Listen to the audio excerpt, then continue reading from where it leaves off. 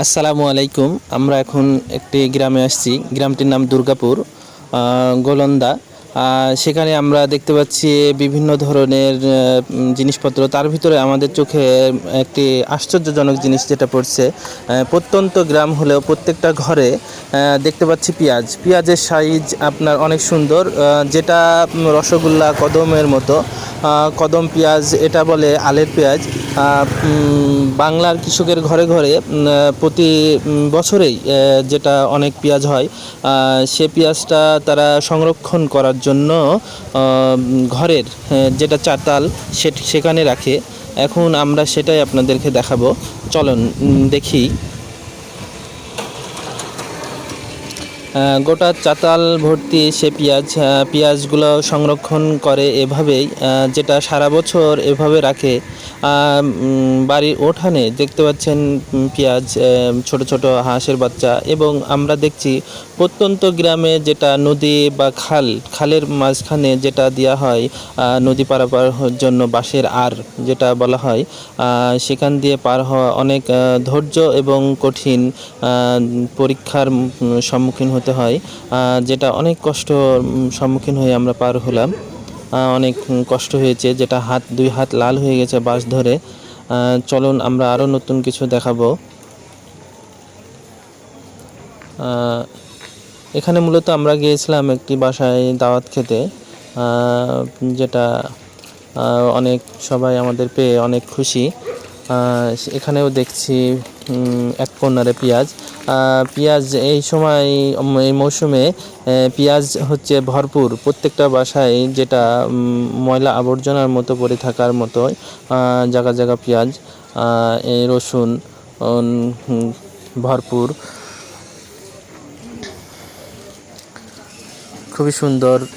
এই দুইটা গরু সামনে কুরবানির জন্য প্রস্তুত করা হচ্ছে। যে দাওয়াত খেতে গেছিলাম, এই ব্যক্তি মারা যাওয়ার উদ্দেশ্যে এখানে 40 দিন যেটা বলে, সেই উপলক্ষে দাওয়াত দিয়েছিল।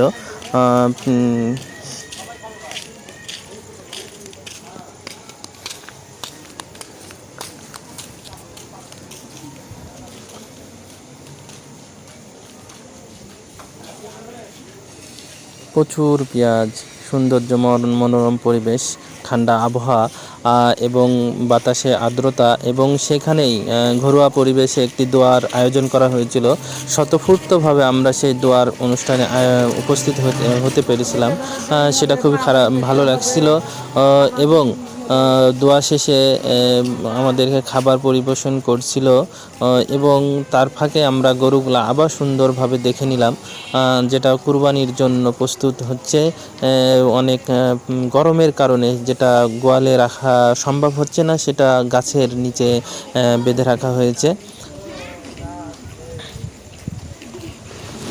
এবার দোয়া শেষে খাবার পরিবেশন করার জন্য সবাইকে সিরিয়াল বাই সিরিয়াল বসানো হচ্ছে। গ্রামে একটি জিনিস মজার বিষয়, যেখানে শহরে আপনার চেয়ার টেবিল দিয়ে বসানো হয়, সেখানে দেখছি মাটিতে কাপড় পেরে সবাই স্বাচ্ছন্দ্য বোধে খাওয়া দাওয়ার পরিবেশন করার চেষ্টা করছে। সেখানে অন টাইম প্লেট এবং অন টাইম গ্লাসের খাওয়া দাওয়া হবে।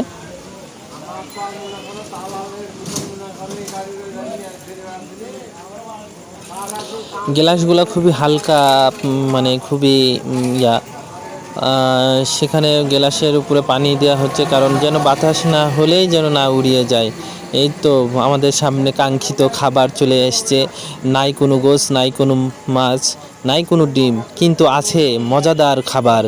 সেখানে আছে সাদা ভাত, আলু ভাঙ্গা, মাছ দিয়ে ঘাটি। সেই কি স্বাদ! খুবই টেস্টি ছিল। আমাদের নবাব ভাই তো খুবই সুন্দরভাবে খাচ্ছিল, দেখতে খুবই মজা লাগছিল। নবাব ভাই পেট ভরে ঠান্ডা মাথায় যত পরিমাণ পেরেছে প্রচুর পরিমাণে খেয়েছে। নবাব ভাই মনে করে গোশ দিবে, গোশ খুঁজছিল। নবাব ভাই এদিক ওদিক তাকাচ্ছে আর উনি গোশ খুঁজছে।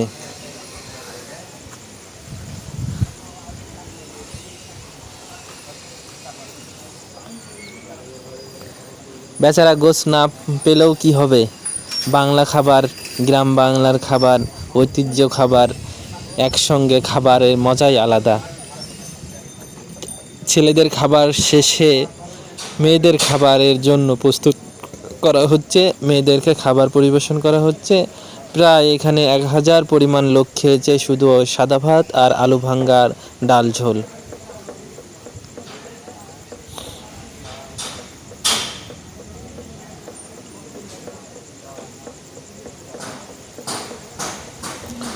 তারপরে আমরা খাওয়া দাওয়া শেষে চলে গেলাম একটু প্রকৃতির মনোরম পরিবেশ, সবুজ প্রকৃতি দেখার উদ্দেশ্যে।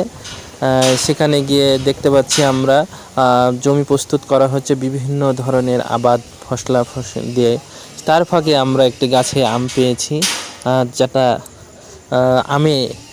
আম তো নয়, রসগোল্লা, কিন্তু খেতে গিয়ে দেখলাম আমের ভিতরে কিলবিল করে পোকা, যা আমার গা শিরশিরে হয়ে উঠলো। আর আমটি খাওয়া হলো না, আমটি ফেলে দিলাম।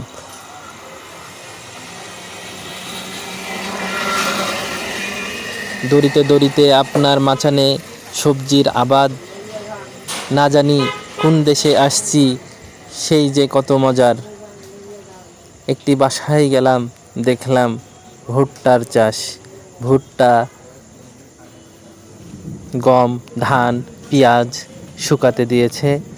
আর ভুট্টা, মনোরম পরিবেশে ভুট্টা যেন নাই।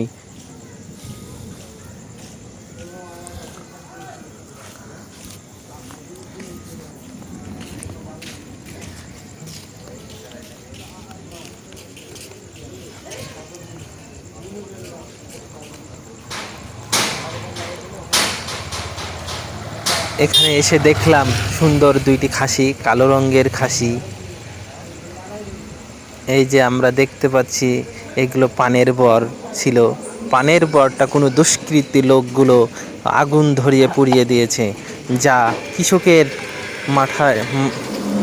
মাথাতে বাস, যেটা অনেক ক্ষয়ক্ষতি না পূরণ না হয় কৃষক একেবারে শেষ হয়ে গেছে। এটা আপনার কেউ যেন কারু বিপদ ডেকে না নিয়ে আসে।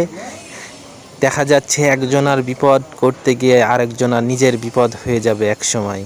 এই যে আমরা দেখছি পানের বরকে কত সুন্দর সংরক্ষণ করে। একটি পান বর তৈরি করতে হাজার হাজার টাকা লাগে।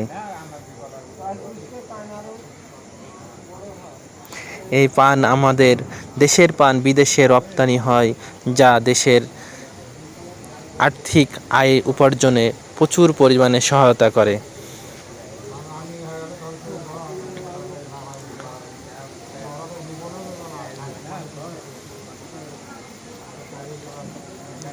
খুবই সুন্দর মনোমুগ্ধ পরিবেশ, যেথায় চোখ যায় দু চোখ ভরে দেখি। দেখতে পাচ্ছি আমরা একটি ডাক্তার, গবাদি পশুর ডাক্তার, একটি ছাগলকে মনে হয় ট্রিটমেন্ট করবে।